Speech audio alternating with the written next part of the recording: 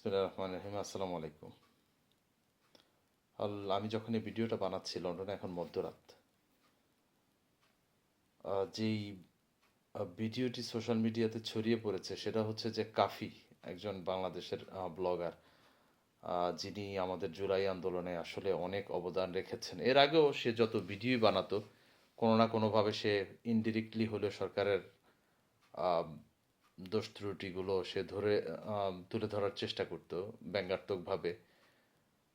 তাকে অনেকবার পুলিশ ডেকেও নিয়ে গিয়েছিল। সেই কাফির বাড়িটি আজকে পুড়িয়ে দেওয়া হয়েছে। কারা পুড়িয়ে দিয়েছে সেটা অবশ্যই বুঝতে পারছেন।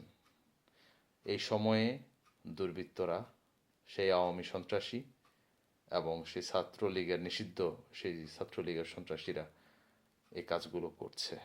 তাই আমি আমার আগের ভিডিওতে বলেছিলাম যে জাতীয় পার্টি কিন্তু গর্ত থেকে মাথা বের করেছে, আপনারা সাবধান হন, সাবধান থাকুন। আমি বলছি যে সবাই ভিজিলেন্ট থাকুন, সবাই চোখ কান খোলা রাখুন। আমাদের দেশটাকে আসলে ওরা শান্তিপ্রিয় আর থাকতে দেবেন। আমি আসলে কথা বলতে পারছি না, আমার গলা জ্বরে আসতেছে। কারণ যে কজন ব্লগার জুলাই আন্দোলন পর্যন্ত যুদ্ধ করেছে, কাফি তার মধ্যে একজন। আমি এর তীব্র তীব্র নিন্দা জানাই এবং দোষী যারা আছেন তাদেরকে যেন গ্রেফতার করা হয় এবং কাফির যেন নিরাপত্তার ব্যবস্থা করা হয়। ধন্যবাদ।